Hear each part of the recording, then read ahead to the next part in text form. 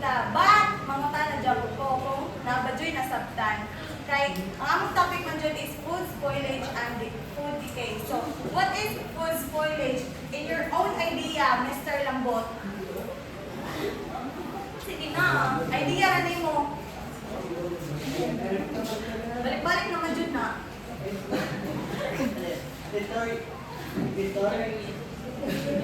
Deterioration of good quality.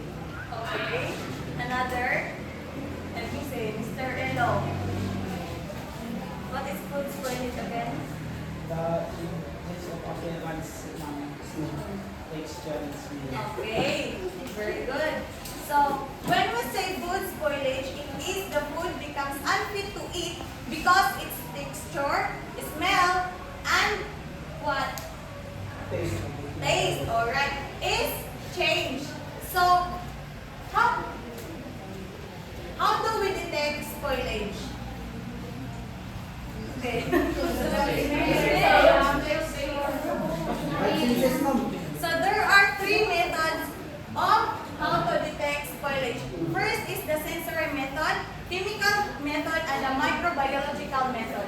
But first is, but before we use an expensive lab equipment to check food quality, we have to use first the tools that we were born with. We have the 5 senses. So this is called the sensory method.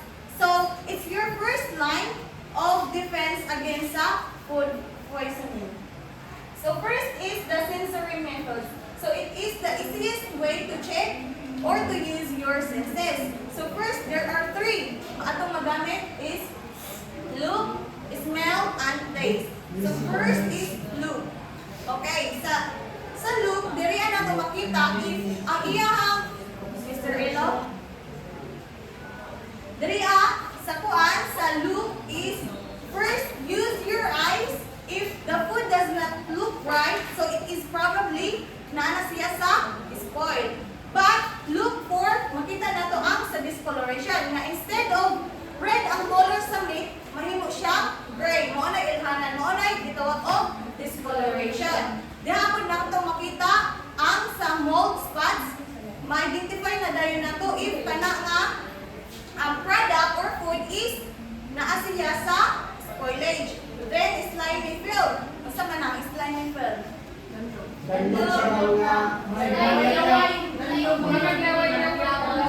Danglog maglaway-laway niya. Oo, so kana, di ba?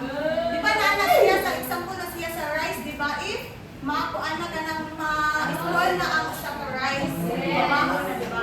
Or unusual texture, like na lang sa mushy fruits. Kana sa mga fruits ba? So next is, we have smell.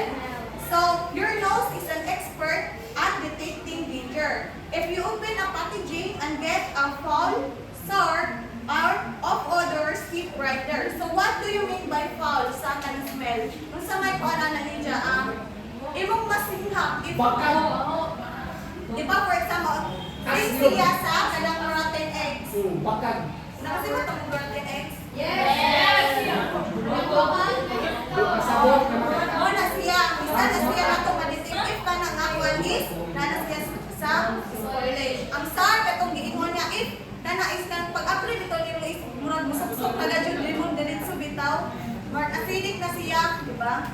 Then if of odors, when we say of odors is kanang ang iyahang ang smell is mubay na bitaw siya into different na dili na siya usual nga mo'y baho sa usa ka product or sa usa ka food. So next is we have the taste.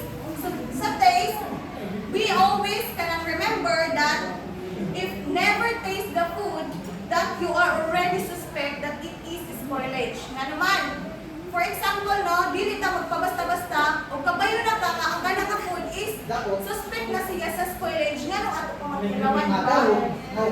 Like for example, naka-example sa taste ani nga katong wa ko kabalo nga kato ding akong gipalit bitaw nga longganisa is spoilage na siya kay ang sa iyang appearance okay siya sa iyang packaging, but pero pag luto ato nako nya pag pilang nako aslum na ba dya siya sumoto nagka-diarrhea ko ko sa akong diarrhea. Dili jud kay Mukoy gikuan daw isa sa isa bitaw, mukoy iya na katong wa na duha ka tawo palit. So ang isa giluto na pod, medya mo ko kabayo kay nagspila nga po niya. Pag kuan ako, magkuhan ko na doon, so pwede siya na ito. So dili ra jud nato lang tawon bitaw. Dapat makabayo jud ka sa iyang kuan, sa iyang look ug sa smell. Even sa look niya ay makita ni mga good of kuan siya pero di ay nasiya sa spoilage na Pero pwede sa pag-prevent, ma'am. wait, nara na dira. Next. So next is the chemical methods. So this, when we say chemical method, it is measuring the mga invisible. So sa chemical methods, diri nato i-test ang pH levels sa usa ka food para mahibaw-an nato if kana usa man.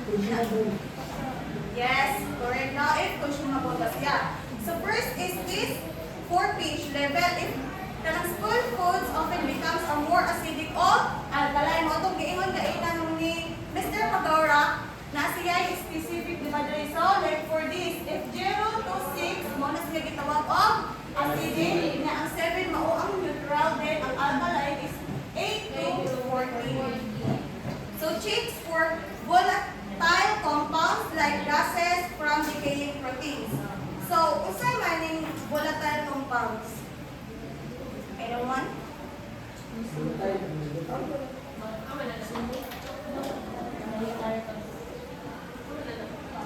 Kaya lang ito. Bulat. Isa? Bulat tayo. Bulat. Bulat. Bulat tingin. Sige na. Sabi. Master Bagaw. Sa imong pagsabot sa kanang ikaduha, sir. Text 4.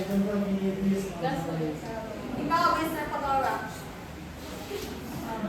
So, volatile compounds like gitanong nato gases from decaying proteins. Watong gi-discuss ganiha bitaw nga pag mukaw na ng microbes or microorganisms sa nutrient, release na siya og gas. Wala may tabong siya din mo, wala may tabong magmoles, nga slimy nga pan. Siguro mao pud na siya. Kabantay mo ay ang kuan, tagaw kaingon nga rotten eggs. Mo na si Jam. Mo kanang baho anak mo na gitawag og volatile compounds. Kasi siya. Mo na siya nga magamit pud gyapon nato diri ang sensory, di ba? Mag-detect gadyo nato siya. Okay. Next, uses kit to detect spoilage related enzyme or toxin. So diri ako kanang mga height kanang for example diri is kanang mga specialized siya nga chemical. Mura siya og pregnancy test bitaw pero pangkuan siya para siya sa food. Dili siya mura siya pregnancy test ikuan pero para siya sa pagkaon. So next is the microbiological methods. Finds the hidden culprits. What do you mean by hidden culprits? Hindi ka kita, no? For example, microorganism. Mga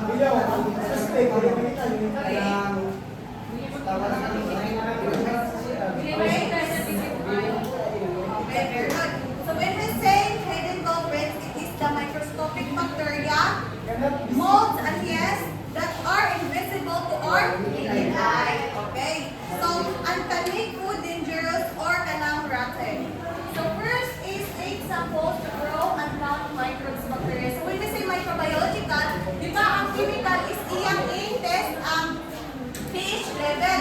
Pag mula ka na sa microbiological is iyang i-counts ang microbes or bacteria na dyaon sa usa ka food.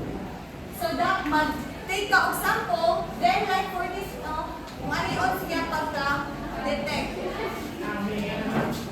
Yes. Next is use rapid tools like PCR test to spot harmful pathogens quickly. What do you mean by PCR test? Sa mani? Sa may PCR test? Ha? When we say PCR test, it stands for polymerase chain reaction. Instead na mag-wait pa ka o pila ka days bitaw para ma-detect nato.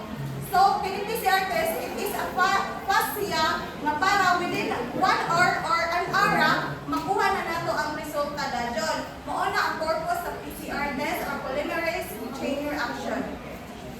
So, now make sure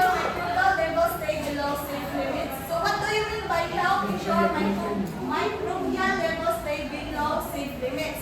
Because ang FDA or BFAT, naa sila ikuan nga naara nito sila level sa microbial if pila na ba percentage ang pwede ana nga food. So dapat atong ikuan sa safe limits, magkuan ta makig-coordinate ta og unsay process sa FDA o unsa lang ilang regulation nga pwede ana. Okay. So sa giingon ni Mr. Elo narina, how do we prevent spoilage? So there are three. First is the physical techniques, chemical techniques, and what is the last one? Biological techniques. Okay. So sa physical is na istorya naman nila nga dapat is refrigeration and freezing para ma-slow down ang microbes na og enzyme sa usa ka food. Then drying and dehydration katong pagbulat sa usa ka food like for this one. Yes. Heat processing nakuha ng po nila to kill microbes via canning. Boiling of pasteurization. Asa itong pasteurization? Naging ni Miss Charis? Ha? Inito. Ito. Pinagalit ka init. Pinakurat? Pinakurat? Okay. So, correct now? Yes, mommy. So, third is chemical techniques. Uses approved preservatives like salt, vinegar, sugar, or antioxidants.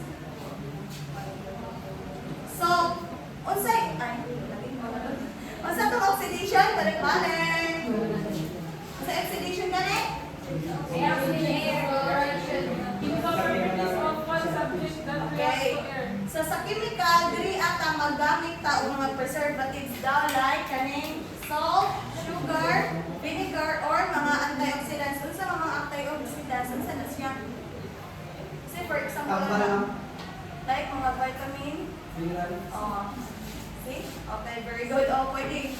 It prevents also oxidation in oils and fats katugingon. So, important reminder that preservative must follow the strict safety limits.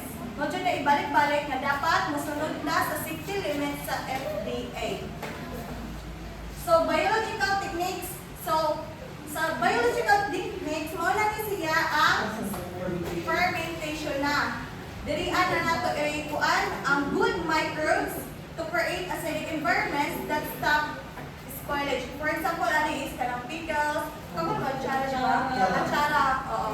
Pwede na. Oo, pwede. Para ang mga good microbes is mag-create siya sa good, para ma-stop na to ang spoilage. Alright. So, naapod siya food safety standards to know. First is the Philippine FDA or Food and Drug Administration. Si FDA or BFAD sila ang nag-set of rules para sa safe food handling sa storage o sa labeling sa usa ka product. Since si Codex Alimentarius, siya ang international standard sa food quality worldwide. So they are key rules include. So first is the maximum allowed microbial counts in food.